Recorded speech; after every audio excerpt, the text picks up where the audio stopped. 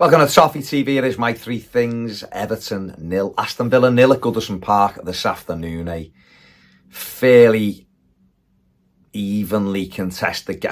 I thought Villa were the better side, don't get me wrong, but did they do enough to win the game? I'm not sure, really. Jordan Pickford made a couple of good saves in the game. Mikalenko's had an important block. Emi Martinez has made a couple of big saves in the game for Villa as well. Both teams had the goal disallowed. Yeah, you know, a 0-0 draw. I'm sure if Villa fans are watching this, they'll feel like their team should have won the game because they had more possession. But I just didn't think I thought, to be honest, if I'm being brutally honest, I thought both teams settled for a draw far too early and seemed happy with just not losing. I don't think there was enough. Certainly the last kind of 10 or 15, I'm not convinced there was enough drive from either side to win the game. It was more about making sure they didn't lose it. So the draw for me was a fair result, I guess, at the end of the day. The first thing I'm going to speak about is the possible points deduction that Everton face again on top of what they've got. Now, there was a meeting this morning with Andy Byrne and Steve Rotherham attended to discuss Everton's current points deduction and the appeal process, and the fact that the Premier League are changing the rules anyway, because Premier League clubs want the rules changed because they're not fit for purpose. And yet, on that same day, there is an article gone out in the Times that says that Everton could well be given another points deduction because every Premier League team finds out tomorrow whether or not they've breached the next set of books for the Premier League, and they want to deal with it this season. So the report goes on to say Everton could be given another points deduction, which could, if they got 10 points again, would relegate us practically, wouldn't it? It does go on to say that it's going to be binned. This rule isn't even going to be real.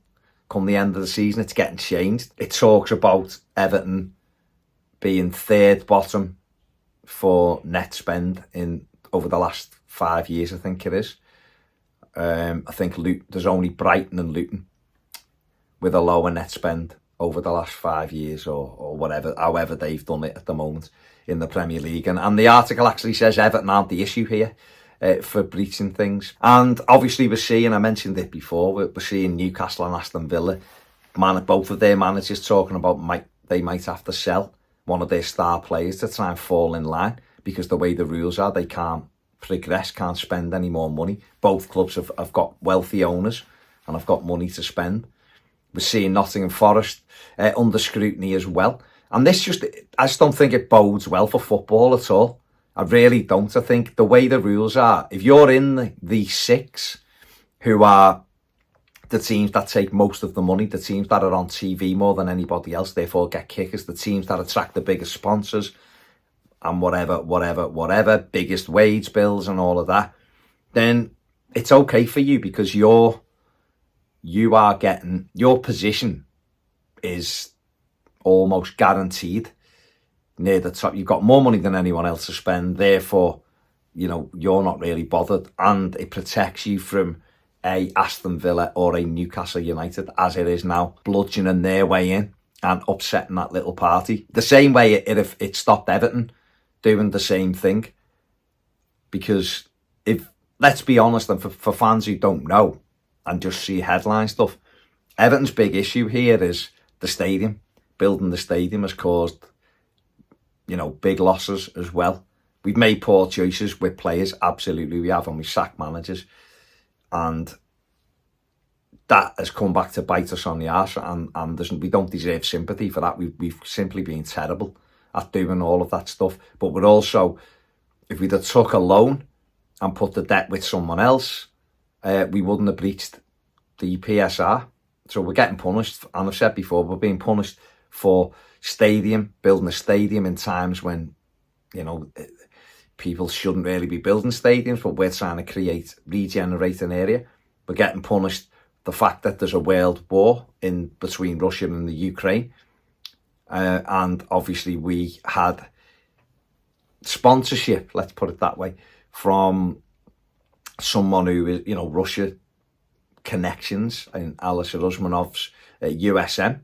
And not only did that deny us of a big sponsorship, it also denied us now of a big stadium naming rights, which would have helped us with everything. And we're also, within that, we're punished because there was a global pandemic as well. So a lot of things that aren't normal for the year on year, were put on top of each other and caused Everton to breach it. And therefore it just keeps you, it means that you have to do what Newcastle and Villa are doing, that's sell your best players, and that's what Everton have had to do, which then results in you slicking down the league, which then results in you selling further players because you're trying to keep up with these rules, when a lot of your expenditure is on the stadium. That is needed. And like I said, the likes of Villa and Forest and Newcastle are feeling this right now. And yet Chelsea have admitted it and seem to be given a little bit of a pass so far. Man City have told the Premier League when they feel like they're going to deal with it. So I think it is a big day tomorrow. And if Everton are given another points deduction, when we've already been hit with the points deduction for 2 of the 3 years that are under assessment, so we've essentially, we will be getting punished for the same crime again.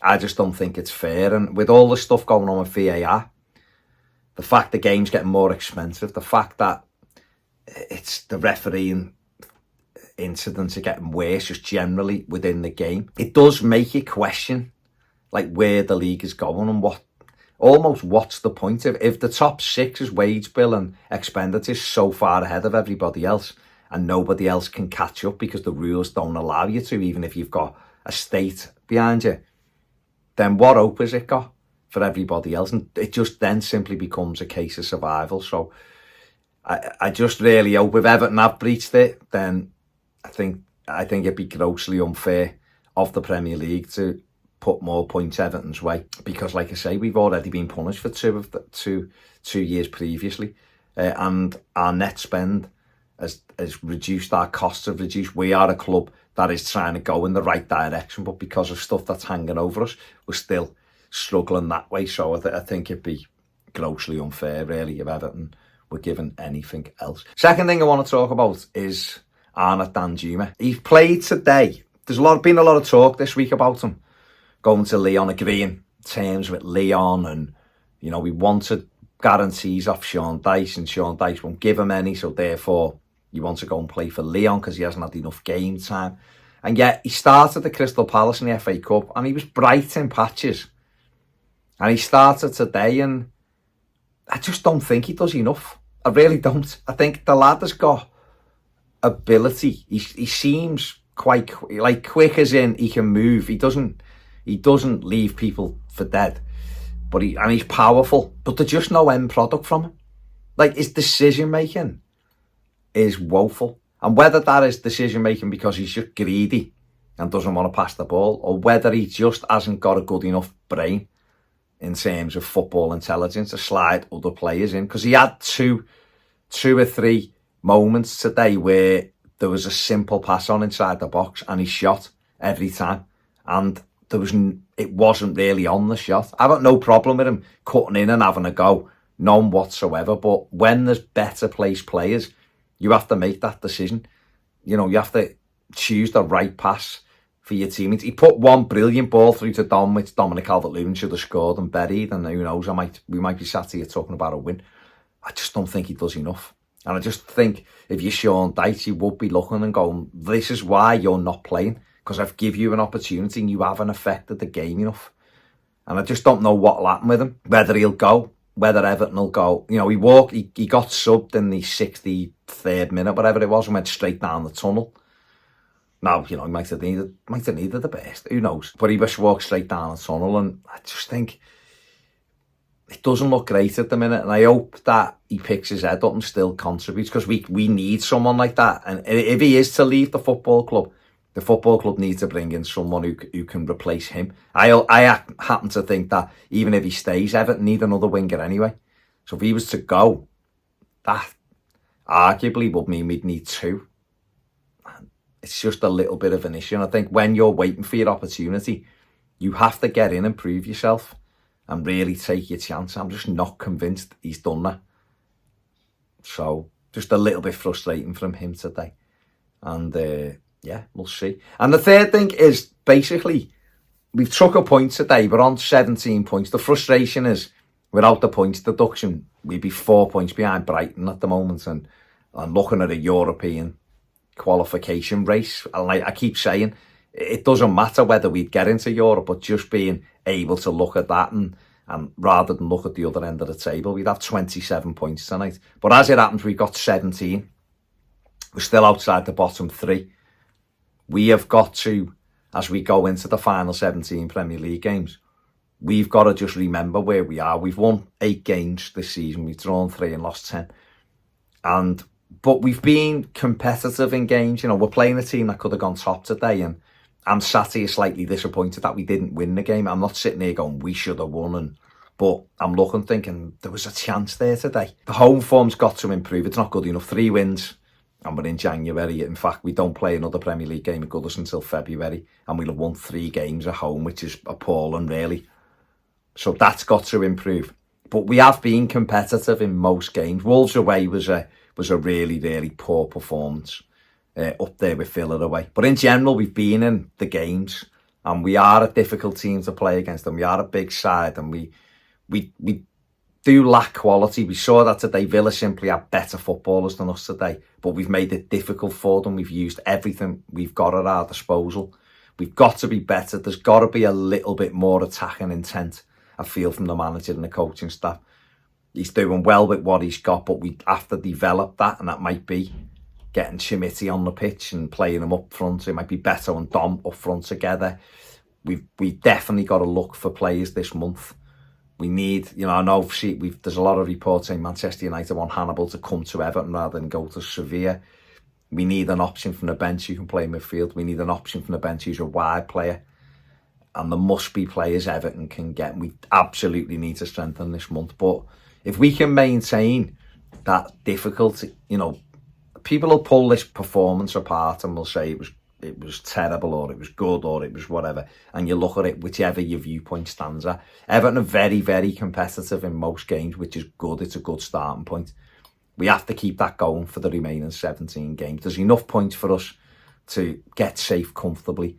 It might be hairy for the next 6 weeks, 4 to 6 weeks.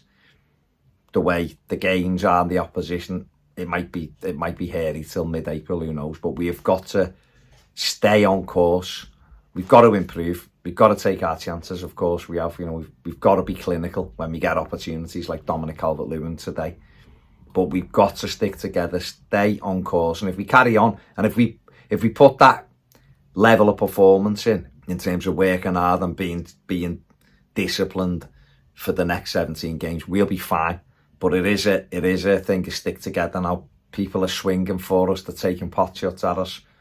But a team that should be comfortable for the rest of the season isn't, because of the Premier League. So we have to stick together. But I think if the team rather maintains that level of performance, I think they'll be fine this season. But we do have to take our chances, definitely. Right, that's enough from me. Yeah, I've gone on a little bit there for the 0-0 draw. But there you go. Thanks for watching. Make sure you subscribe and like the video, and have a great rest of the weekend. Thanks for watching. See you later.